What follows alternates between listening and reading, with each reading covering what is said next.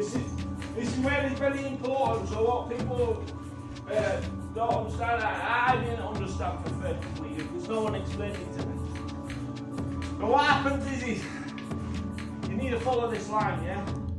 So sometimes when you try to follow this line, you're moving your router out. So if you're moving your router out, we want that one in and that one in theory. But in an ideal world, it should be like that, yeah? In fact, that's ideal. That's perfect matter. But if it was slanted, never ever take this one out and use that to alter your miter, because it's the front part what you need. So always keep that one in, take that one out, and then you can tweak it very slightly. You're not going to tweak it a lot, otherwise you're going to have a massive gap, yeah? But you can tweak it, majority of the time, enough, just enough to get it, yeah? Because you're keeping that angle.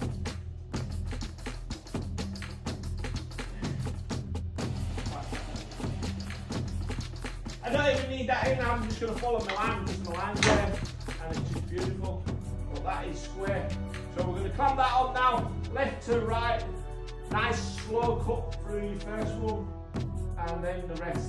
Look how nice my blade cuts that. So transfer the line from the back to the top.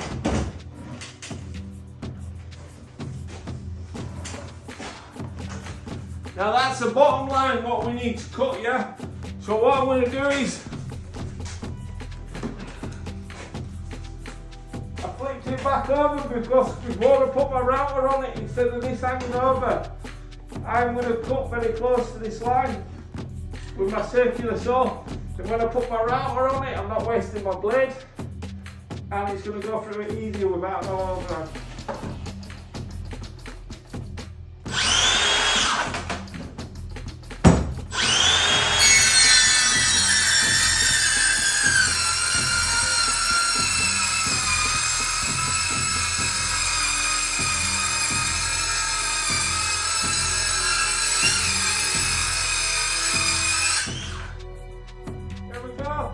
Now,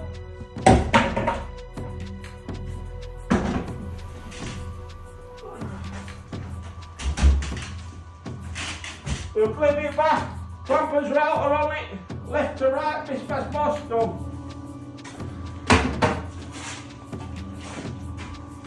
What we're doing here is you want the worktop on the same level, yeah? Push it right up to the end.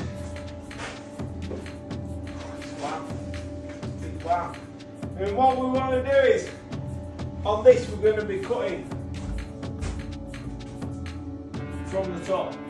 So we need to know the measurement from the bottom to the top. So what we're better off doing here is, this is important, see this line here, this is where we want. Pencil, right up.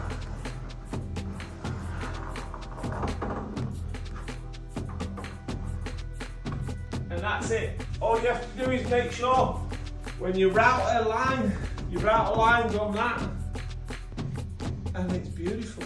So we take this off, we're going to flip it up. I measure from the back corner to the end of the line there. We measure from the front corner to the end of the line. Flip it over, 2 dots on it, bish bash bosh, job done. And what you got to think is when you put your dot on it, you want 7.5 back, whatever your routers or your guide rails you're using. Mine's 7.5, so just move it 7.5, cut it, bish bash bosh, job done. You could even do it 10mm and have a 3mm gap at the other end, because you could pull this top slightly back. Easier just to do it at 10mm and you won't struggle trying to get in. Because if you do 2 type of worktops, if anybody knows it, you end up chipping them at the back of it and it pops the laminate off it. It's not good. After you cut the overhand, because I'm using the router, we cut it upside down, yeah? Even though we're cutting it off. And now we're going to need to use the router, so what we need to do is, because the router, you need to router left to right. Now if I would have put the router on here and then I'm going along that line there, when I come out this end here, see this front edge? You just split it and it'll just look a mess. So what you have to do is transfer that line onto the other side. So it's very simple. 2160.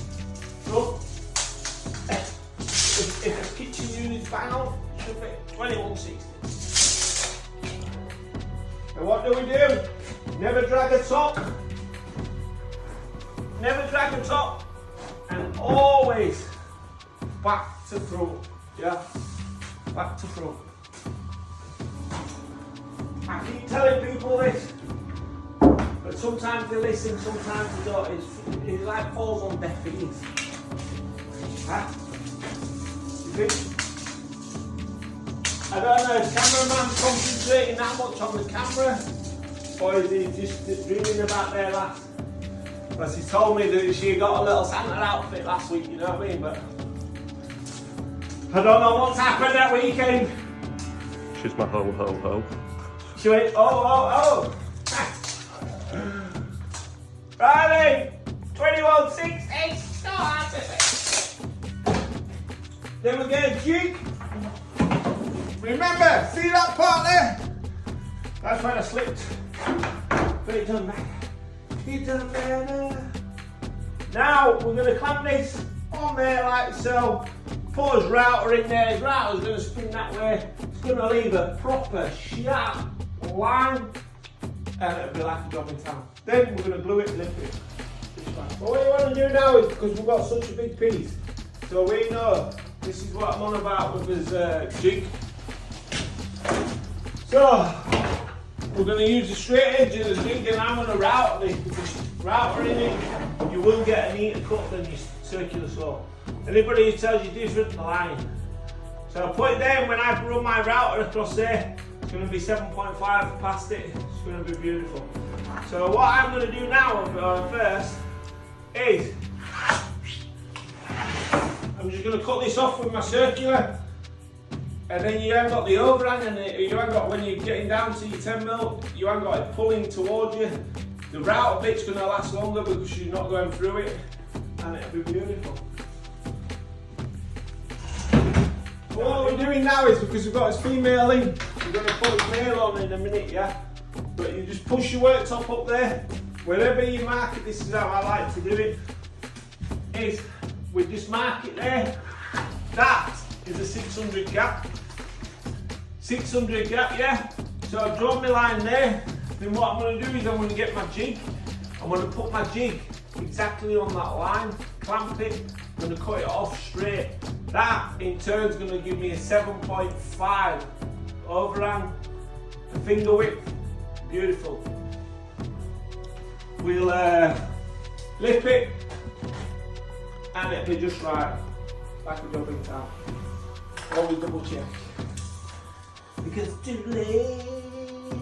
Yeah, beautiful. For the bolts, all you do, take your fingers out, bang that in there, bang that in there, bang that in there. Get your bolts on, make sure that's up, make sure that's up. Put your little platform. You should actually clamp this upside down, because you've got a chance of stabbing yourself in the eye, but I'm sure I'll get some tools telling me that we should. So that makes my video go out, you know what I mean, lads? Come on, get it on.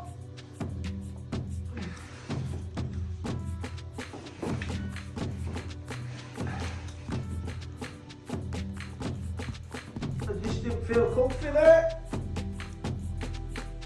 Same again, 10mm. Straight round, fish back off.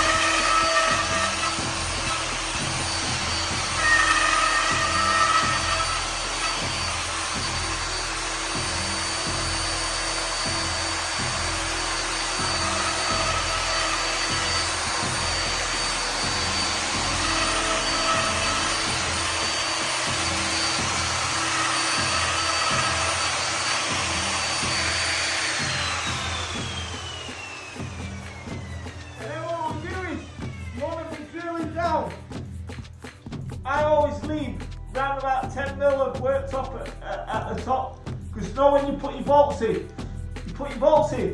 and if you haven't routed enough here, what you'll end up doing is you'll end up bending the top backwards. So the top will bend backwards. Instead of it bolting up at the top and pulling it down, so it goes in like that, it'll start pulling it backwards because you haven't routed enough out. No fans, people!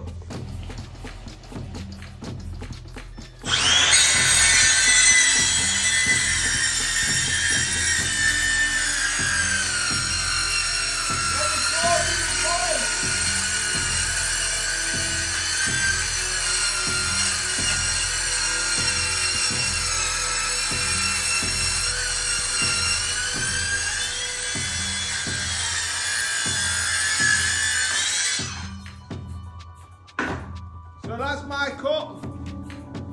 Can you see how crystal that is? That's a machine cut. So tell me, who's better? Do you know what I mean? So now we've got the machine cut on it. We've got a nice cut on it. Always, if you're using a circular saw, always flip the saw, worktop upside down, cutting it from underneath. Using an hand saw, cut it from top. Now we're going to flip this back, and I'm going to start routering it. I'll show you that in the next video because this video is getting a bit long.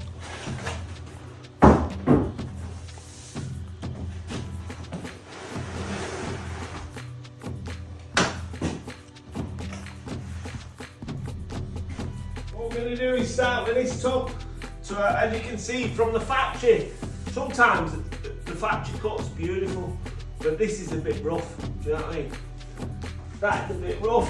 So what I'm going to do is I never drag a worktop. Know why we don't drag a worktop?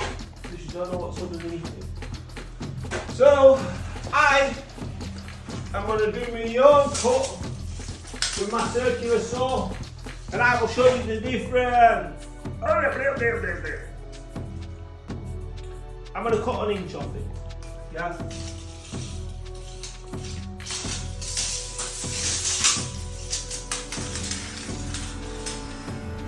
Cut an inch off it. Inch off it. Yeah. And I'm going to show you the saw. I'm going to show you my cut, and I'm going to show you this cut, and we're going to do it live. Yeah.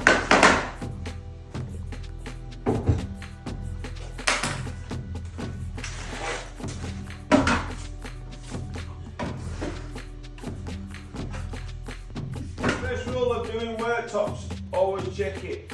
Always rub your hand on it, because sometimes it marks and you cannot see. Next rule, always check the front edge. You never ever lift to the front, yeah? Always lift to the back, always to the back like that. And then you need to rub your hand, feel it. You gotta be as one, do you know what I mean? Feel it? That's beautiful. So this top's good. Ideally, you would want some benches, but they're on this other kitchen. So we're going to struggle with these instead. Well, what struggle? They're just a bit low because I'm 6'4". These are like more for dwarfs. Dwarfs won't join us, but we'll manage. What you want to do is put some cardboard on them because we're going to flip them over, because the miters, they will miter left to right, right to left, never right to left. Left to right, always. And sometimes you have to flip them up, flip them over.